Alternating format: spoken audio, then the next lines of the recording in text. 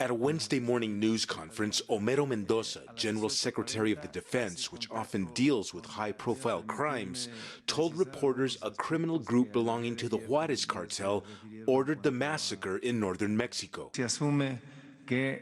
We assume it's a criminal organization called La Línea. We believe they carried out these aggressions against the LeBaron family. The LeBaron family are U.S.-born Mormons living in Mexico's northern Chihuahua state. They've been known to denounce drug trafficking organizations there, and their family has been targeted in previous years with kidnappings and other murders. This attack was especially violent. 6 children, 3 mothers. There should be ethics. I don't know. There needs to be justice here. Today I heard the government, the Mexican president, saying this is a free and sovereign state. Where's the freedom in this? It's tough. No. Yo no sé. O sea. 7 children survived the shootings. Some were taken to this hospital in Tucson, Arizona for emergency care. Mexico's foreign secretary says because the victims were dual U.S.-Mexican citizens, the FBI will be allowed to follow up on aspects of the investigation. Marcelo Ebrard says the incident will not affect U.S.-Mexico relations. I would not expect this issue to become a focus or a point of disagreement between Mexico and the United States. It is a binational community, and we are going to act together. Meantime, Mexican security forces have set up checkpoints in the northern states of Sonora and Chihuahua, and their hunt for the gunmen who killed the 9 members of the LeBaron family continues. Frank Contreras, CGTN, Mexico City.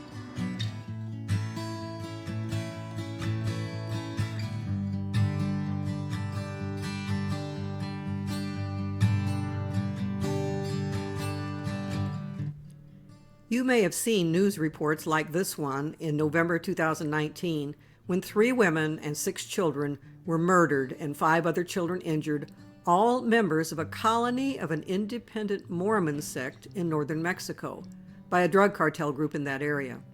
The speculation was that they were mistaken for members of a rival group as they rode in SUVs across deserted landscape not far from the U.S.-Mexican border.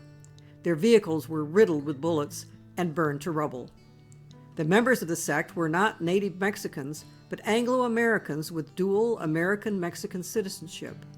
You may have wondered at the time just how white American Mormons ended up in northern Mexico. And therein is a story unfamiliar to most Americans.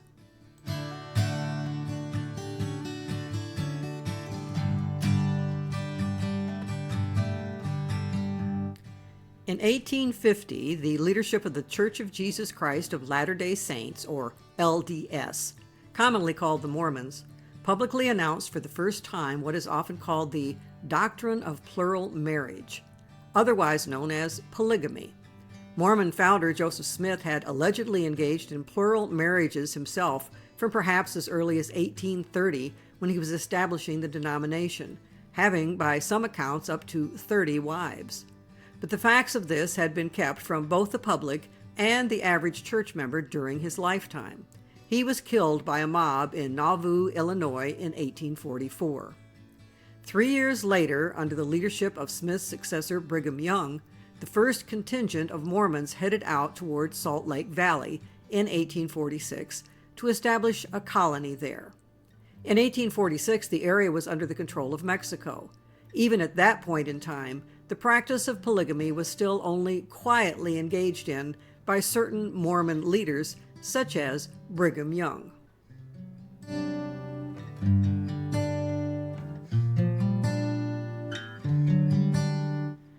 But once settled in what became the Utah Territory, the practice came out of the closet.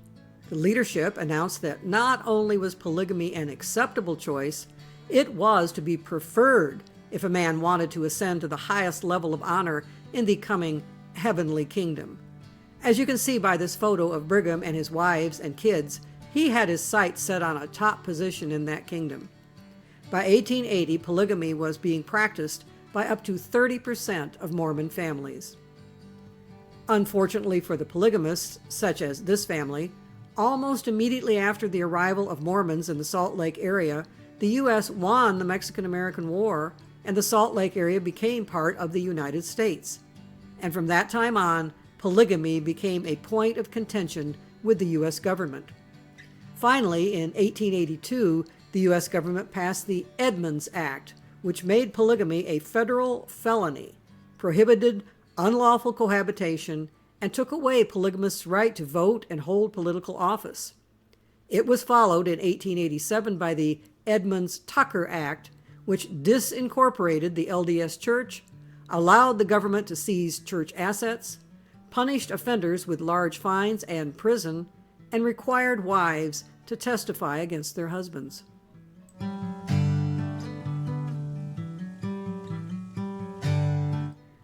With the coming of the Edmunds Act, many Mormons left the United States to resettle in northern Mexico to continue their practice of polygamy. They established a number of small Mormon communities not far south of the U.S.-Mexican border.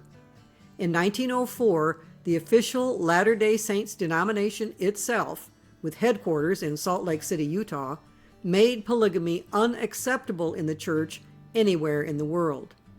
At that point, many expatriate American Mormons in Mexico left the denomination to establish independent, fundamentalist Mormon groups which continued the practice. In 1912, as anti-American sentiment grew during the Mexican Revolution, most of the Mormons fled the area and returned to the U.S. About 75% of them chose to remain in the U.S., but 25% or so returned to Mexico after the end of the Revolution, picked up where they left off, and eventually the Mormon colonies began thriving again.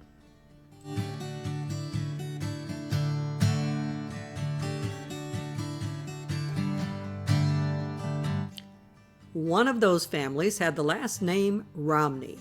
Yes, that Romney family, which spawned former Michigan Governor George Romney, who was governor when I graduated from a Michigan high school in 1964, and his son Mitt, who was formerly governor of Massachusetts, a Republican candidate for the U.S. presidency in 2012, and is currently a U.S. senator from Utah. George Romney was born in 1907 in a Mormon settlement called Colonia Dublin, which was located in an area about 165 miles south of El Paso, Texas. His family fled back to the U.S. in 1912 during the Mexican Revolution and chose not to return to Mexico later, as some others did. As one website puts it, if George's father had decided to return to Mexico, life might have been far different for Mitt Romney. He might be living there today, enjoying a simple life raising apples and peaches.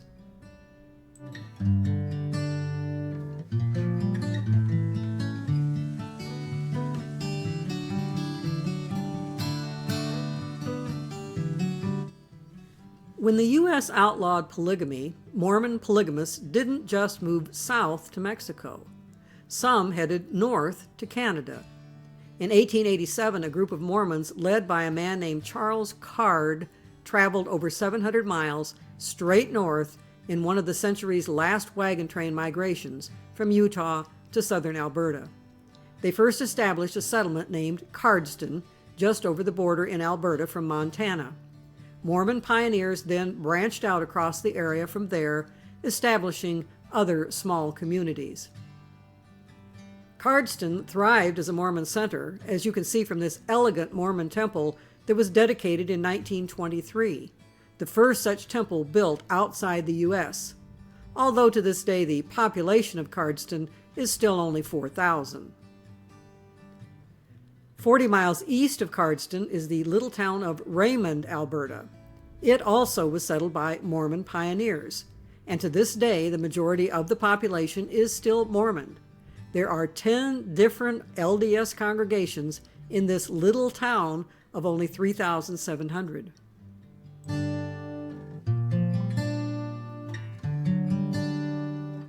One of those early families was that of a man named Royal and his wife Margarita. In 1913, Margarita gave birth to her second child, of 9 eventually, whom they named Willard. Well, actually, little Willard was known for the rest of his life by his middle name. Royal and Margarita's last name was Skousen, And that little boy was W. Cleon Skousen, whose grandparents were likely Mormon polygamists. A eulogy for W. Cleon Skousen on the internet in 2006 added these interesting little tidbits about his birth. Dr. W. Cleon Skousen was born on a kitchen table in a small home in Raymond, Alberta, Canada, on the night of January 20th, 1913. The temperature outside was 40 degrees below zero. He weighed 11 pounds, which says something wonderful about his mother, who went on to have 7 more children. His first name is Willard, after his paternal grandfather, but his mother called him Cleon, which means one to take the place of, as his parents had lost their first child, a boy named Ezra, the preceding year. Yes, little Willard was the same W. Cleon Skousen whom we have met in previous installments of this Strange Brew Series. The same Cleon Skousen whose writings and lectures over 100 years after he was this cute little baby had an unusual influence on the American presidential election of 2016, and are poised to have perhaps an even stronger influence on the upcoming election of 2020. But we are getting ahead of the story. Cleon's Mormon parents were U.S. citizens, so when an agricultural depression destroyed the family farm in the early 1920s, the family moved to Southern California, where his father supervised the paving of some of the original Route 66. In 1926, Cleon went to the Colonia Juarez Mormon colony in Mexico for 2 years to help his seriously ill grandmother. Colonia Juarez was only 15 miles from Colonia Dublin, where George Romney had been born in 1907. While there, Cleon attended the Juarez Academy and was employed for a time as a racehorse jockey. Skousen returned to California, graduating from high school in 1930, and then immediately traveling to Great Britain to serve his obligatory missionary service for the LDS Church. After his return to the U.S., he attended a junior college in San Bernardino, where he studied theater and performing arts. Ending up after that in Washington, D.C., he eventually earned a law degree in 1935 from George Washington University Law School.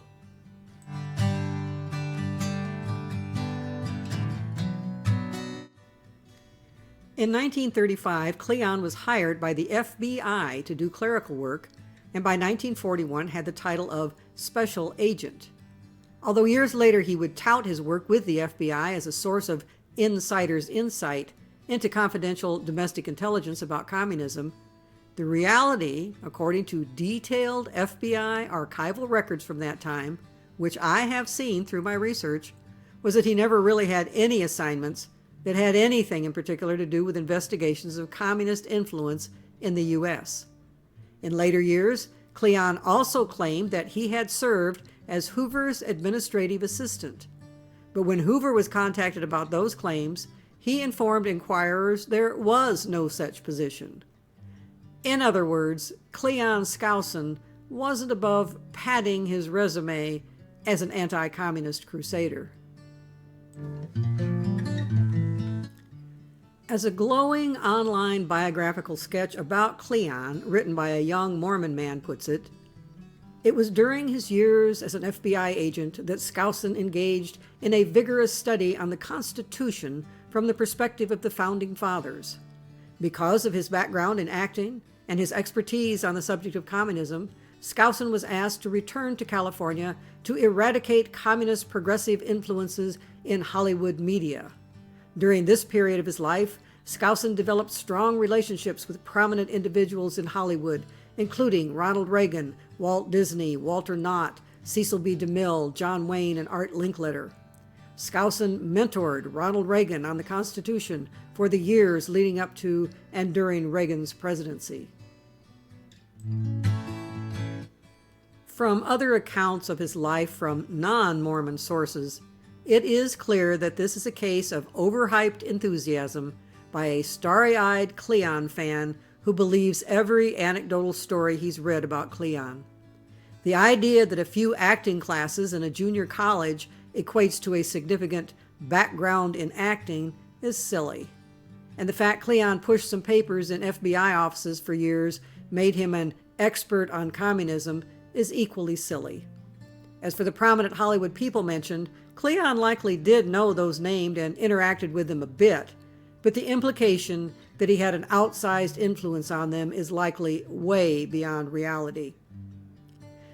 The young, squeaky clean Mormon author of that biographical sketch, who is 28 years old, has immersed himself in Cleon's teaching about the Constitution and aspires to following in his footsteps as a public speaker, promoting all things Cleon. He is currently running for a state Senate seat in Idaho with a platform that's anti-gay, pro-gun, and insists that America needs a government whose main reason for existence is protecting the wealth and property of the people. Cleon would be proud.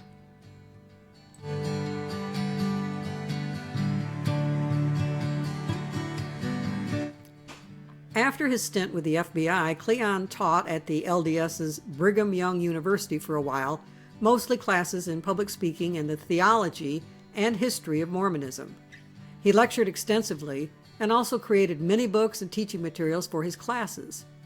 In fact, he never stopped publishing new books right up to his death and beyond. This one, for instance, was written by him in 1994, but not published at the time. He died in 2006, but his sons decided to release this one to the public for the first time in 2010. And the bounty never stops. This one, in which he is given posthumous credit as co-author with his son Paul, was published in 2019. I'm guessing Paul cherry-picked material from throughout his dad's huge reservoir of past writings to insert among his own pithy thoughts on this never-ending subject. But let's don't get ahead of the story.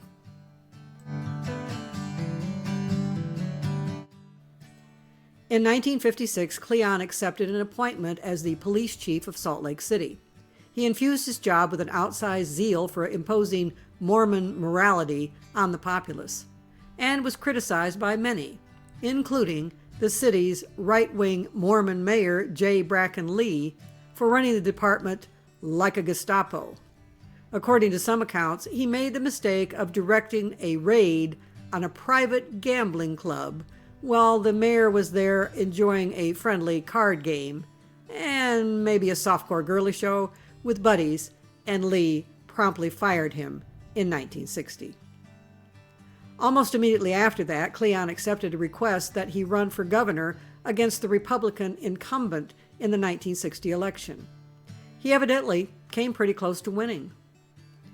But in later years, he commented he was really glad he had lost, as it would have taken too much time away from all his more pressing projects. Almost immediately after that, Cleon began the portion of his career for which he's most remembered, as an extremely successful speaker on the anti-communist circuit.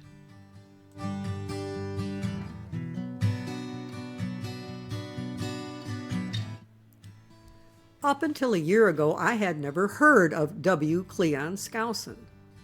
This is where I first ran into him.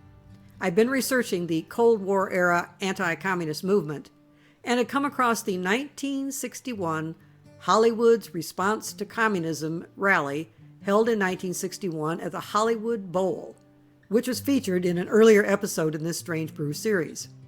Hoping to find a video clip to show a bit of that event in the series, I found the only such video I could spot on YouTube was a lecture from that night by Cleon Skousen. That Hollywood rally had been sponsored by Fred Schwartz's Christian Anti-Communist Crusade, the CACC, which I had been researching for some time. Cleon was one of several speakers that night, but I'd not seen his name before, so looked it up. That took me to the fact that he had also spoken at the hugely successful Southern California School of Anti-Communism rally, which was attended by 16,000 zealous patriots packed into the Los Angeles sports arena earlier that summer, an event also featured in an earlier episode of this Strange Brew series.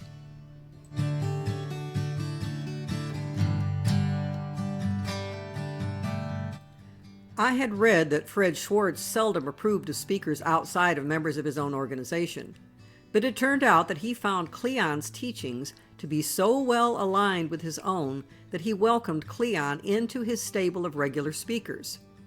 It became obvious to me that Cleon was a freelance speaker who traveled in various circles, so I decided to find out a little more about him, which opened the floodgates. First, I learned that he had written, in 1958, this book that is still used as a primer on communism among conservatives even to this day. Cleon had written The Naked Communist while he was police chief in Salt Lake City. This no doubt gave him great credibility with Schwartz.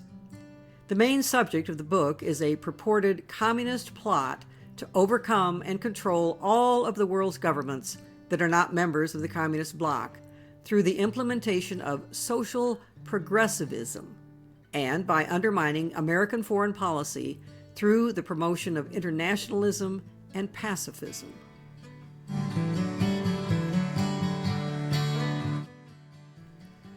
The book included a section offering what Cleon insisted was a 45-point detailed plan of the communists on how to take over America.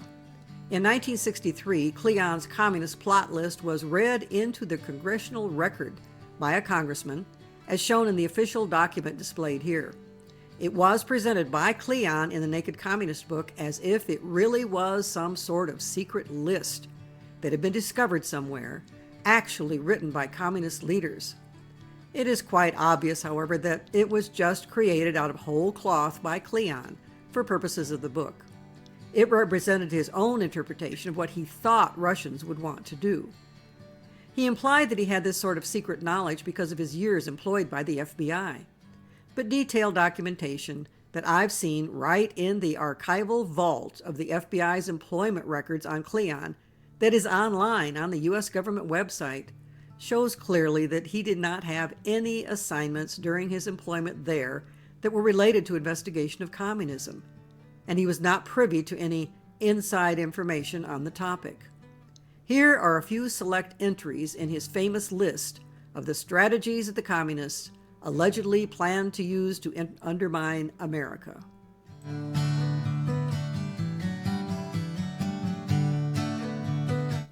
Number 1. U.S. acceptance of coexistence as the only alternative to atomic war. Number 2. U.S. willingness to capitulate in preference to engaging in atomic war. Number 3. Develop the illusion that total disarmament by the United States would be a demonstration of moral strength. Number 17. Get control of the schools. Use them as transmission belts for socialism and current communist propaganda. Soften the curriculum. Get control of teachers' associations. Put the party line in textbooks. Number 18. Gain control of all student newspapers. Number 19. Use student riots to foment public protests against programs or organizations which are under communist attack. Number 20. Infiltrate the press. Get control of book review assignments, editorial writing, policy-making positions. Number 21. Gain control of key positions in radio, TV, and motion pictures. Number 22. Continue discrediting American culture by degrading all forms of artistic expression. An American communist cell was told to eliminate all good sculpture from parks and buildings, substitute shapeless, awkward, and meaningless forms. Number 23. Control art critics and directors of art museums. Our plan is to promote ugliness, repulsive, meaningless art. Number 27. Infiltrate the churches and replace revealed religion with social religion.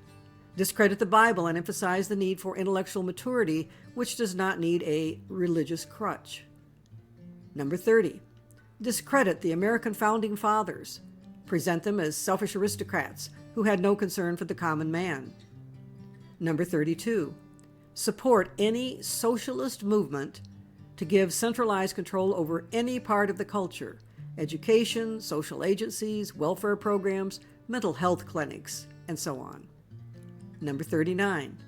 Dominate the psychiatric profession and use mental health laws as a mean of gaining coercive control over those who oppose communist goals.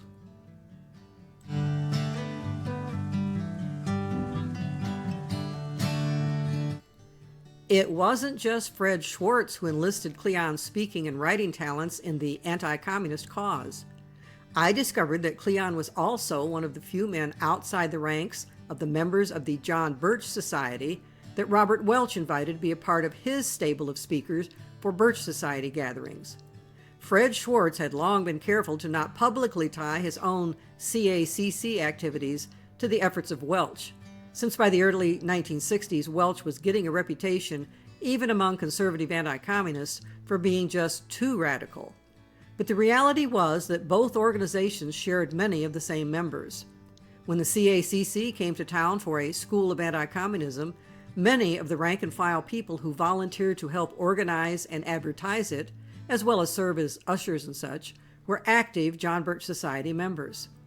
And right in the middle of both groups was Cleon Skousen, drawing crowds with his reputation as a prominent expert in anti-communism to events sponsored by both organizations throughout much of the 1960s. Although never a member of the John Birch Society, when conservative critics like William F. Buckley were bad-mouthing Robert Welch, Cleon dashed off a rousing tract in 1963 titled The Communist Attack on the John Birch Society, which implied that the conservatives, like Buckley, were becoming, either knowingly or unwittingly, tools of the communists because they didn't support Welch's wonderful works. The tract began this way. I am not a member of the John Birch Society. I have simply observed an avalanche of blistering propaganda which has totally confused millions of Americans. Even a personal check amongst neighbors and friends will reveal that a vast quantity of well-educated, rational, religious people count it a shining virtue to hate the John Birch Society. Yet they admit knowing practically nothing about it. The strange thing about the John Birch Society is that practically nobody paid any attention to it until the Communist Party officially ordered its annihilation. Immediately, the withering blast of scathing denunciation began pouring down upon the organization, and it came from all directions. For one solid year, the press, radio, and TV saturated the American mind with a continuous attack on the terrible Birchers. It seems to me the history of this attack contains a terribly sobering lesson for the American people. Yes, Cleon and Robert were pretty much of a one mind, and of one tendency to promote conspiracy theories. As a 2010 New Yorker magazine article about Welch and Skousen titled The Confounding Fathers put it,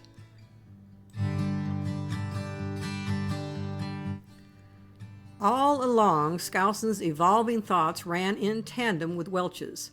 In The Naked Communist, a lengthy primer published in 1958, he enlivened a survey of the worldwide leftist threat with outlandish claims, writing that FDR's advisor, Harry Hopkins, had treasonously delivered to the Soviets a large supply of uranium, and that the Russians built the first Sputnik with plans stolen from the United States. A year before Richard Condon's novel The Manchurian Candidate appeared, Skousen announced that the communists were creating a regimented breed of Pavlovian men whose minds could be triggered into immediate action by signals from their masters.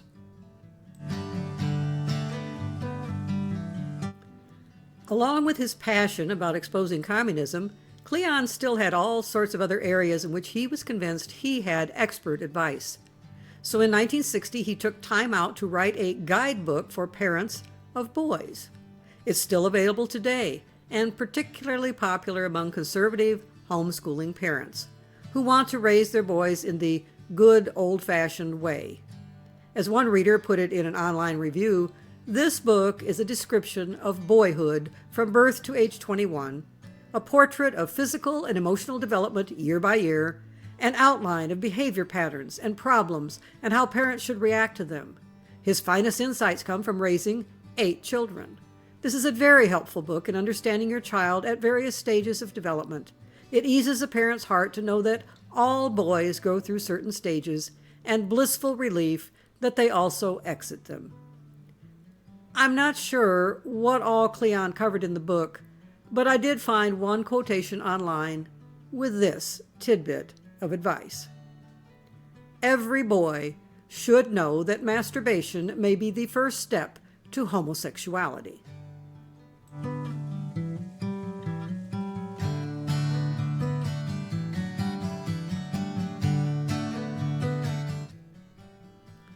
From 1967 to 1978, Cleon was back being a professor at Brigham Young University, touching the lives of many young, impressionable Mormons with his enthusiastic rhetoric on any topic at hand, including in classes attended by young Mitt Romney, who on occasion in later years mentioned Cleon as someone who had influenced his worldview. But his university responsibilities were never enough to fill his time. Although throughout the 1960s, Cleon focused primarily on his anti-communist efforts, by the late 1960s he was beginning to shift his emphasis. The new emphasis was in positioning himself as a renowned authority on the United States Constitution, with special emphasis on interpreting the original intent of the Founding Fathers in a way not promoted widely in America before his time. He jump-started his new direction in 1971 with the creation of an organization he called the Freeman Institute, which he renamed the National Center for Constitutional Studies in 1982. As the wiki entry for that organization says, according to the NCCS, the founding of the United States was a divine miracle. As such, the NCCS worldview and program are based on two major pillars. Number one, understanding the divine guidance that has allowed the United States to thrive. And number two, rejecting what it views as the sometimes tyrannical or sinful deviations of the modern U.S. federal government from that divine mold. A number of new agencies were being created by the federal government starting in 1970 under Richard Nixon, including the Occupational Safety and Health Administration, OSHA, and the Environmental Protection Agency, the EPA. In hindsight, it sure seems like this was one factor in Cleon's decision to kick off his new institute. Consider this list of the original targets of the Institute's efforts to thwart the sinful deviations of the U.S. government. Freeman Institute targets: the Occupational Safety and Health Administration, OSHA, the Environmental Protection Agency, EPA, the Federal Communication Commission's Fairness Doctrine in Editorial Broadcasting, the federal government's change of the gold standard in currency, all subsidies to farmers, all federal aid to education, all federal social welfare, all foreign aid, Social Security, and of course, the United Nations. If you saw the previous two videos of this Strange Brew series, you may recognize the new name of the Freeman Institute in 1982, the National Center for Constitutional Studies. It is the organization that publishes the Pocket Constitution that has been distributed by the millions in recent years, a version that includes footnotes and commentary by Cleon Skousen, promoting the two pillars just mentioned. Most people who purchase or receive this version as a gift have no idea of the hidden agenda of the publishers. They just assume they're getting a nice, convenient copy of the text of the Constitution, not realizing that it is intended as a tool to proselyte readers to the Cleon Skousen worldview. Lots of folks, even some ultra-conservative ones, were not supportive of the direction that Cleon's writings and speeches and the Freeman Institute were going.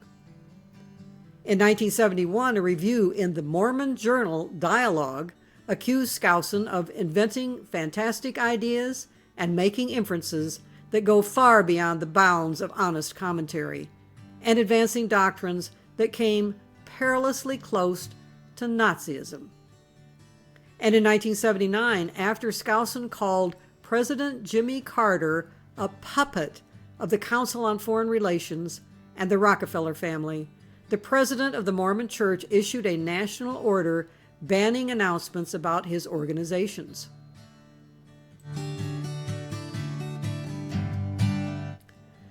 But of course, none of this fazed Cleon in the slightest. He had long been sure he was a man with an inescapable mission from God. So he kept on churning out long books, giving long lectures, and creating extensive educational programs, such as this one from 1977. It was a study guide and collection of audio tapes of lectures by Cleon. But never fear, you don't need a cassette player anymore to hear the 13 hours of lectures by Cleon in this program.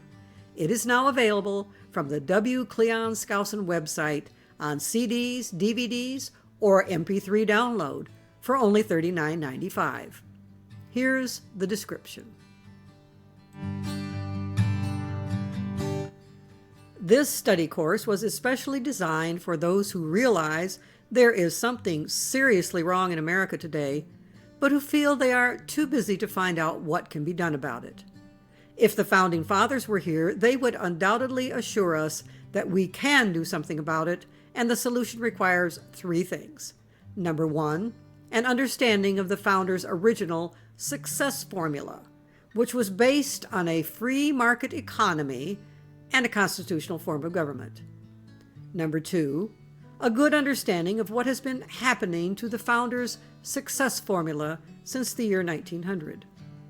Number three, a sincere desire to restore a free market economy and a constitutional government in the tradition of the Founding Fathers. If you are this kind of person, we think you will enjoy this course because it was written especially for you.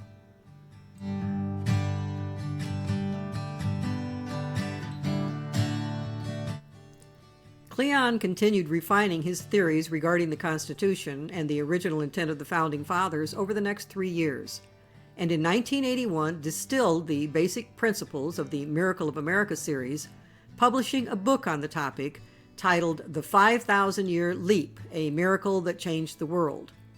Here is the description of this book from the official Mormon Deseret Book Company's website.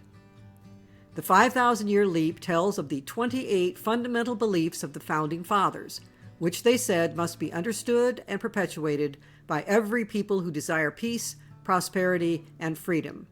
These beliefs have made possible more progress in 200 years than was previously made in over 5,000 years. The book will enhance your understanding of the unique experiment that America was in comparison to all that had preceded it. You will read the words of the Founders and understand a divine providence leading to the establishment of an American nation. More than that, Dr. Skousen weaves a timeless story to show the special nature of America in God's eyes. Now, mind you, nowhere in Cleon's book does he actually show you any Founding Fathers who listed these 28 beliefs, in the way one finds the 10 Commandments listed clearly in the Hebrew Bible. His list is totally idiosyncratic to him, obviously his own arbitrary attempt to distill down his understanding of random bits of cherry-picked quotations from the likes of Franklin and Jefferson that he has compiled.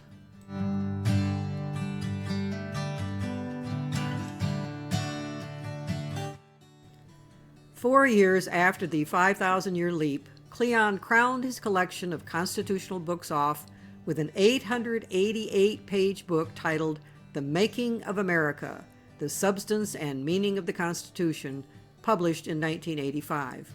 Here's the description of the book from Amazon. For many years in the United States, there has been a gradual drifting away from the Founding Fathers' original success formula. This has resulted in some of the most unique contributions for a free and prosperous society becoming lost or misunderstood. Therefore, there has been a need to review the history and development of the making of America in order to recapture the brilliant precepts which made Americans the first free people in modern times. The Making of America provides a wealth of material on the Founding Fathers' intentions when drafting the American Constitution. It is one of the most thorough compilations of statements by the framers relating to constitutional interpretation and addresses the Constitution clause by clause, providing resources on Founders' intent of each clause. The National Center for Constitutional Studies, a nonprofit educational foundation, was created in order to revive those original American concepts in all of their initial brilliance and vitality. The very fact that many of them are becoming obscure and misunderstood emphasizes the urgency of the task. The study for the making of America extended over a period of nearly 40 years, and an organized effort to present this information in a published text was a concerted endeavor of nearly 14 years. It will be observed that many new insights are provided in the writings of the founders for the solution to serious economic, political, and social problems plaguing the world today. It is felt that a study of the making of America can be of lasting value to all who have a serious concern for the general welfare of not only America, but all mankind.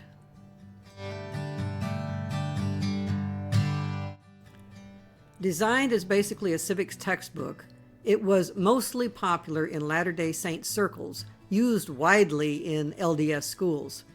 Throughout the rest of the 1980s and on into the 1990s, Cleon's National Center for Constitutional Studies continued operation, but it likewise was only well known within Latter-day Saint circles. It held occasional seminars around the country based on the making of America, but was very low-key with perhaps 20 seminars per year. In 1988, Cleon himself resigned as president of the center in order to turn his attention to writing again, this time aimed directly at Latter-day Saints audience. The topics were straight from LDS Theology, a 2-volume set on the life of Jesus, published in 1992, and a single volume titled The Majesty of God's Law, It's Coming to America, published in 1996. In his earlier years, Cleon had been a prolific speaker, especially during the time when he was active in giving speeches to the general public as part of the anti-communist movement. He gave an estimated 15,000 speeches in his lifetime, often averaging more than 500 speeches a year. On one trip to the southern states, he gave 46 speeches in just 1 week. But in the last decade or so of his life, he slowed down quite a bit, and most of his speaking engagements would have been in LDS circles closer to home. And then it was over.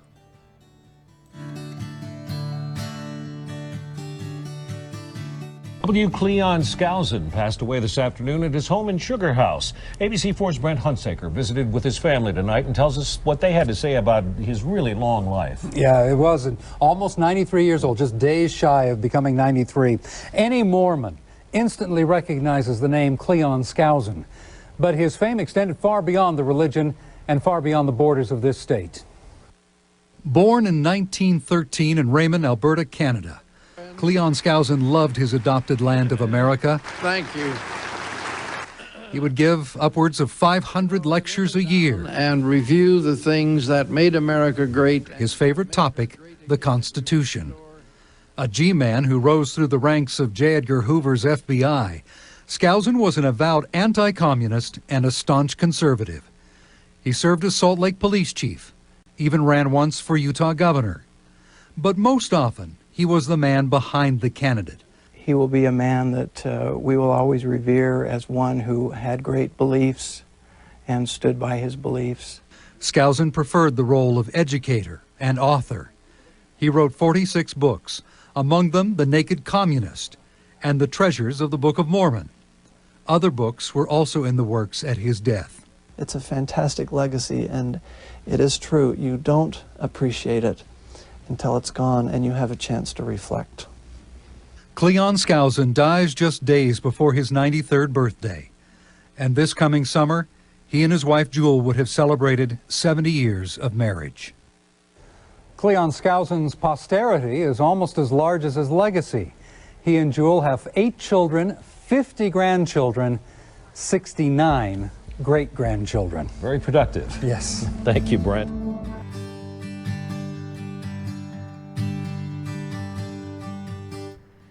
As you can see from that news clip, at the time of his death in 2006, Cleon's name was still well known in LDS circles, and perhaps to the general public in Utah.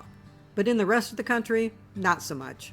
It had been 40 years since he had been featured in articles in the public press during his heyday as a speaker for Robert Welch's John Birch Society and Fred Schwartz's Christian anti-communism crusade.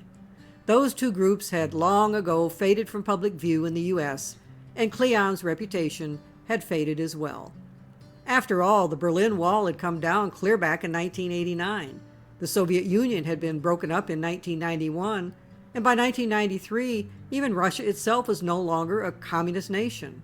All the hoopla over an imminent Russian communist takeover of America in the 1950s and 60s had proven to be overhyped.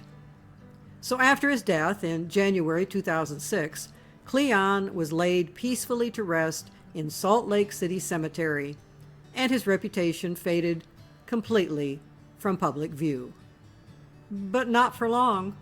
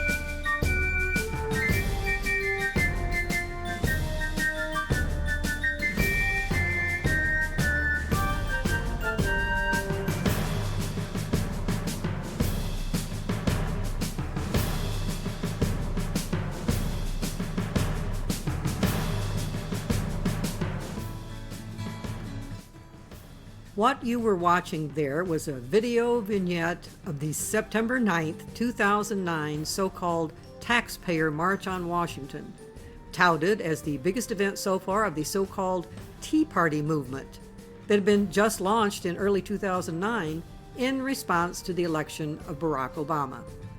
One of the main organizers and promoters of the event was Fox TV personality Glenn Beck. Seeing this article from September 16th, 2009 on the internet a few months ago was what gave me the first clue of just how influential in America that little Mormon baby Cleon, born on a kitchen table in sub-zero cold in Raymond, Alberta, Canada in 1913, had become almost a century after his birth, but only after he died. Cleon had completely disappeared from the public square until he was dug up from his grave, dusted off, and recruited into the Tea Party movement efforts of the most public face of that movement in 2009, TV commentator Glenn Beck. Now, in 2020, a decade later, Beck is completely off cable TV and is no longer quite the household name he once was, and many people would not even recognize him now, sporting his classic Colonel Sanders look.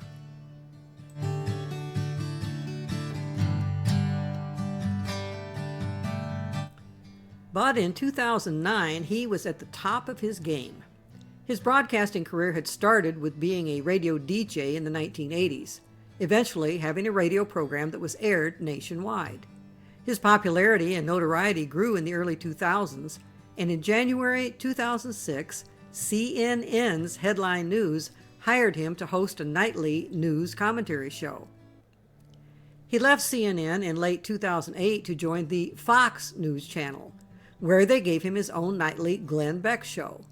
One of his first guests was Alaska Governor Sarah Palin, fresh off her run as Republican vice presidential candidate with John McCain. By fall 2009, Beck's program drew more viewers than all three of the competing time slot shows combined on CNN, MSNBC, and Headline News.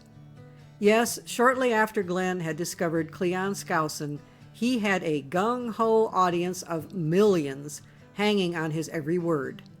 And here were some of those words in 2009.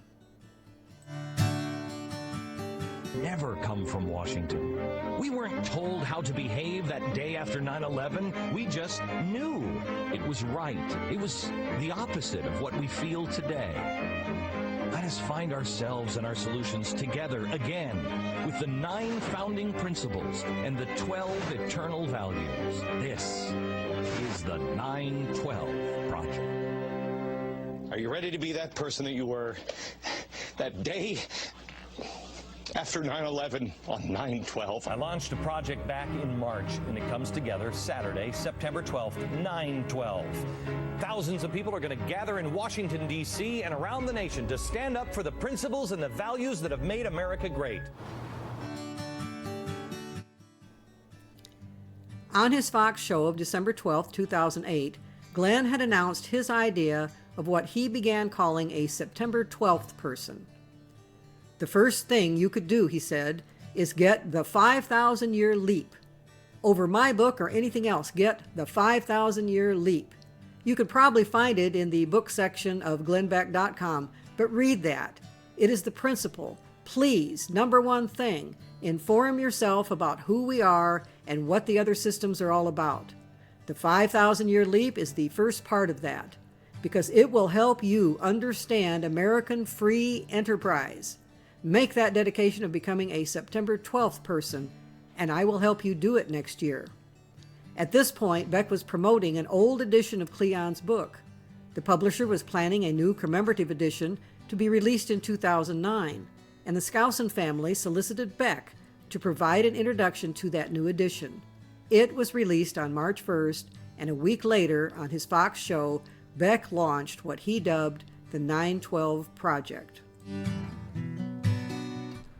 As Wiki's description of the project puts it, according to Beck, the purpose of the project was to bring us all back to the place we were on September 12, 2001. We were not obsessed with red states, blue states, or political parties. We were united as Americans, standing together to protect the values and principles of the greatest nation ever created. 9/12 represents the date following the September 11th attacks in 2001, and 9 principles and 12 values that Beck believes represent the principles and values shared by the founding fathers of the United States. In spite of all the nonpartisan rhetoric, though, Glenn wasn't really promoting a general belief in the statements in the Constitution. He was promoting the very idiosyncratic interpretation of the writings of the various founding fathers that was embedded in the writings of Cleon Skousen. Because, as he put it in writing and said in person, Cleon had been inspired by God.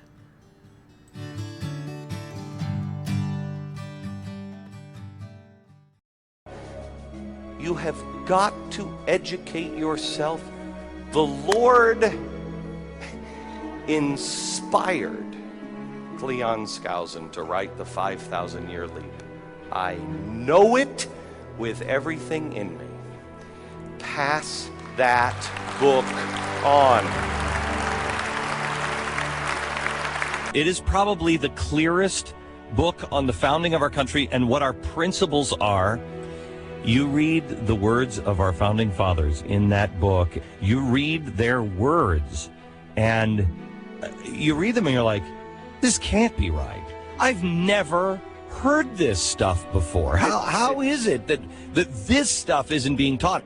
It is the book that will help America win every argument of what is coming. You will know the solution to every problem that we have, because they took these principles and they put them in the Constitution. And by the end of the book, you will have the solution, you can open up the paper and you go, well, that's because this principle is being violated. That's because nobody's paying attention to this in the Constitution.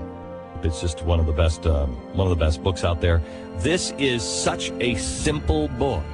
It is so clear. From start to finish, it is the clearest book on who we are or who we're supposed to be. And when you read it, you'll see, oh, wow, it's really so far off drift. It's going to take an awful lot to get us back. But all it's going to really require is people knowing it. And there's a reason. There is a reason why people did not want this book taught. There's a reason why we no longer in law schools study the Constitution. 5,000 Year Leap. You can find it at glennbeck.com or, ask your bookstore for it. 5,000 Year Leap, the book that will show you the principles that this country was founded on and not do it in any other way other than through the words of the founders themselves, and it will boggle your mind.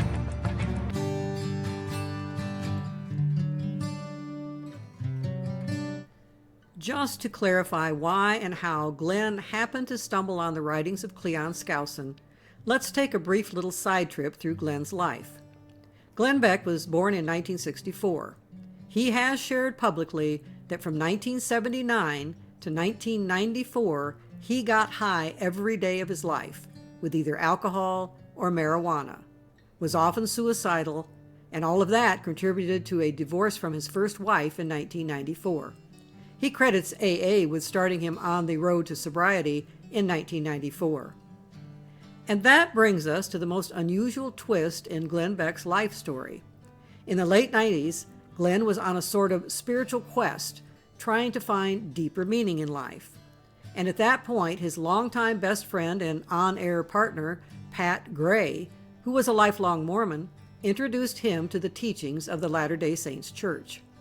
As a result, Glenn and his second wife chose to join the LDS Church around the time of their marriage in 1999. Here's Glenn briefly chatting about that choice several years later from a TV ad for the Mormons. If you ever saw his show on TV, you will immediately notice his tendency to regularly tear up when talking about some topics. On-screen weeping became an iconic feature of Glenn's public persona, both praised and mocked by viewers and critics, depending on how sincere you believed it was.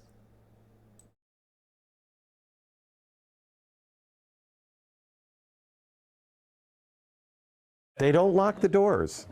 It's surprising. Surprising. I was surprised when I got into the baptismal font. I was surprised that the water didn't boil. I got to tell you, our chapels are more, at least for me, our chapels are more hospitals than anything else. That's all it is. It's a hospital for me. Yeah. I, for a long time, didn't say what faith I was on air because I'm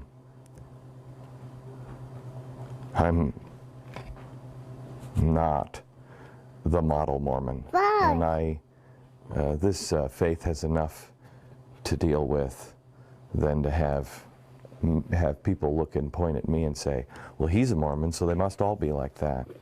They're not. I'm in this faith because there are so many.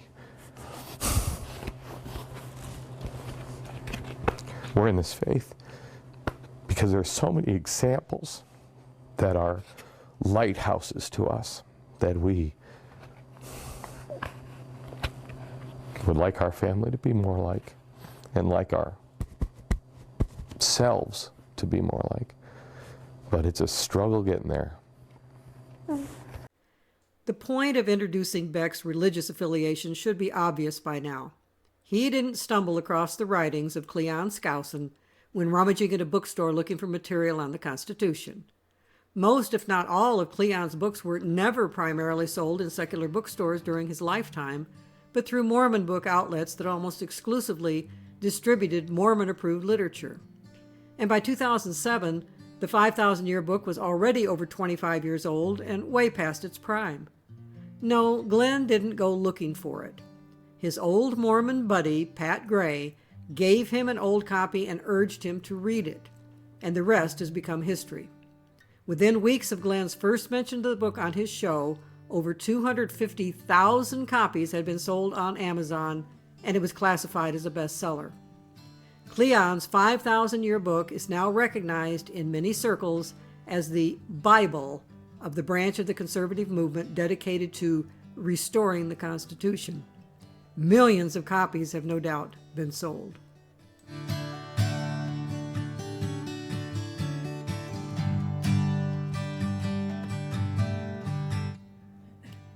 Here is a brief section of that Salon magazine article from 2009, which described in detail the connection between Glenn and Cleon.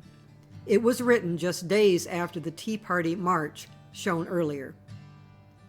On Saturday, I spent the afternoon with America's new breed of angry conservative. Up to 75,000 protesters had gathered in Washington on September 12th, the day after the 8th anniversary of the World Trade Center attacks, sporting the now familiar teabagger accoutrements of Don't Tread on Me t-shirts, Revolutionary War outfits, and Obama the Joker placards. The male-skewing, nearly all-white throng had come to denounce the president and what they believe is his communist, fascist agenda. Even if the turnout wasn't the 2 million that some conservatives tried briefly to claim, it was still enough to fill the streets near the Capitol. It was also ample testament to the strength of a certain strain of right-wing populist rage and the talking head who has harnessed it. The masses were summed by Glenn Beck, Fox News host and organizer of the 9/12 Project, the civic initiative he pulled together 6 months ago to restore America to the sense of purpose and unity it had felt the day after the towers fell.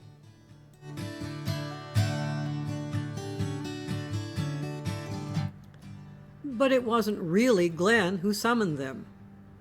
In reality, however, the so-called 9/12ers were summoned to D.C. by the man who changed Beck's life, and that helps explain why the movement is not the nonpartisan love fest that Beck first sold on air with his trademark tears. Beck has created a massive meetup for the disaffected, paranoid, Palinite death panel wing of the GOP, those ideologues most susceptible to conspiracy theories and prone to latch on to eccentric distortions of fact in the name of opposing socialism. In that, they are true disciples of the late W. Cleon Skousen, Beck's favorite writer and the author of the Bible of the 9/12 movement, The 5,000-Year Leap. A once famous anti-communist historian, Skousen was too extreme even for the conservative activists of the Goldwater era, but Glenn Beck has now rescued him from the remainder pile of history and introduced him to a receptive new audience.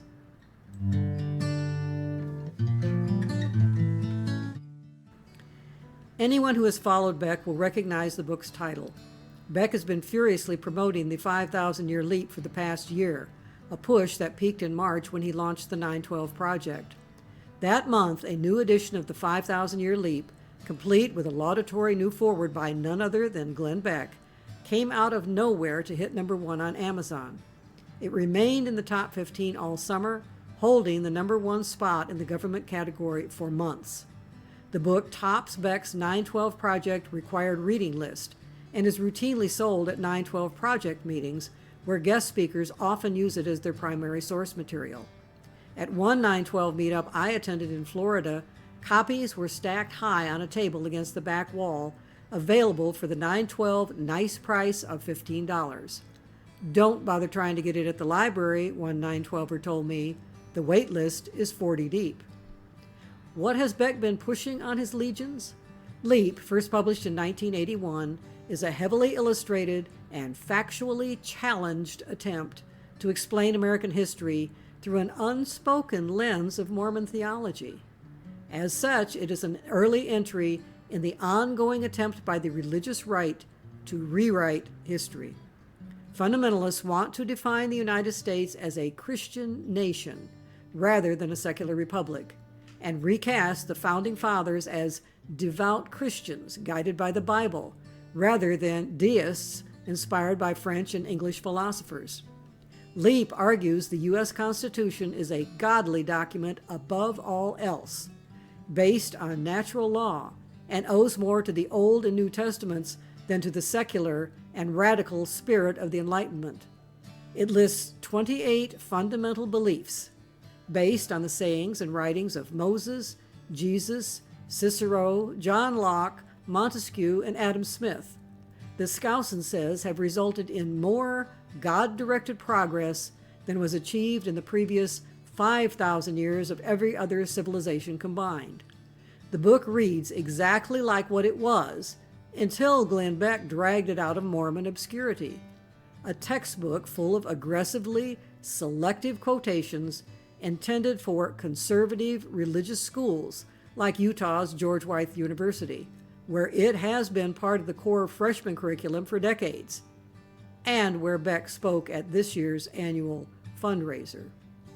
But more interesting than the contents of the 5,000-year leap, and more revealing for what it says about 912ers and the Glenn Beck Nation, is the book's author.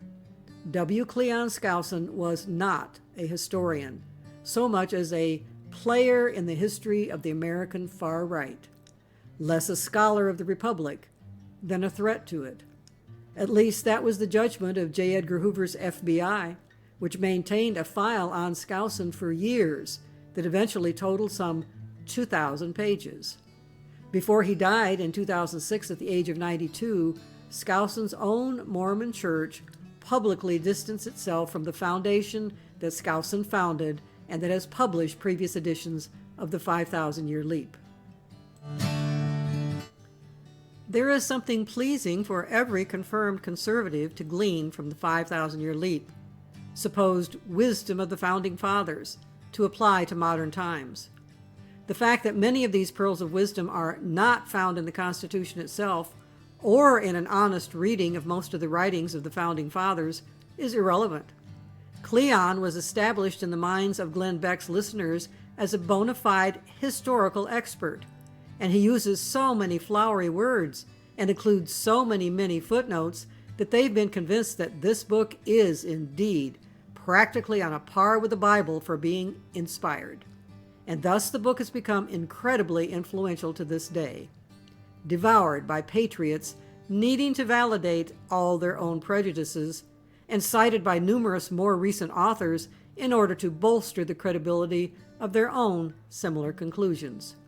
Here are a couple of what are probably among the principles of Cleon most enthusiastically embraced by conservatives who want to get back to what they envision the real Constitution said and meant.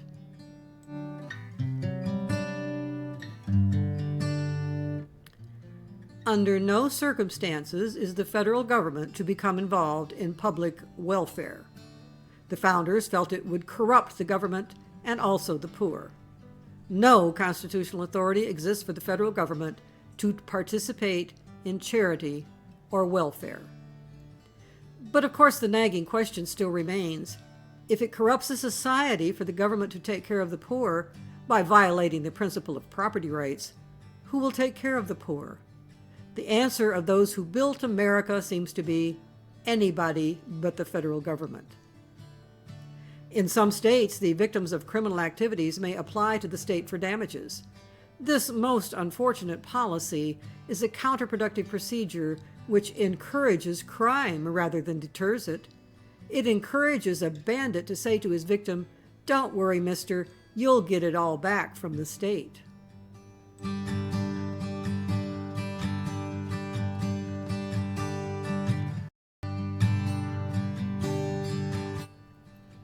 As Glenn Beck wrote in his introduction to the book regarding these and other insights by Cleon, they are words of wisdom that I can only describe as divinely inspired. They are here for us to help solve the unsolvable, and they are the reason why we have for so long been the greatest nation on earth. But most importantly, in these pages, you will find hope. Yes, the book gave new life to the hope among conservative evangelical Christians that they really could be part of a powerful movement that would make America Christian again by restoring the Constitution to its true Christian roots, just as it had been intended by all those devout Christian founding fathers like Franklin and Jefferson.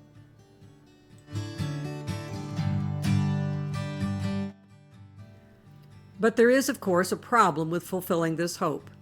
It is called the separation of church and state, a notion derived from the Constitution and the writings of some of the founding fathers. The concept has been historically recognized as indicating that the nation was established on religiously neutral principles. From the very beginning, citizens were free to embrace any religion or none at all in their personal lives. The government itself was to be a secular institution, which would neither endorse nor prohibit any particular religious practices or teachings. At least that's what has been the historical point of view presented by many scholars. But as you can see from this small sample of the many books written on the topic, the nature of the principle of separation of church and state has been subject to vigorous debate for many years. In order for evangelical Christians to get past this roadblock to identifying the U.S. as a particularly Christian nation, advocates have had to find a way to get around the writings of those scholars who have promoted an interpretation of history that makes a sharp division between church and state. In the next installment in this series, we will examine the method that they have found to be wildly successful in recruiting Americans to their point of view. I've titled it, The Gaslight of Liberty, Rewriting American History.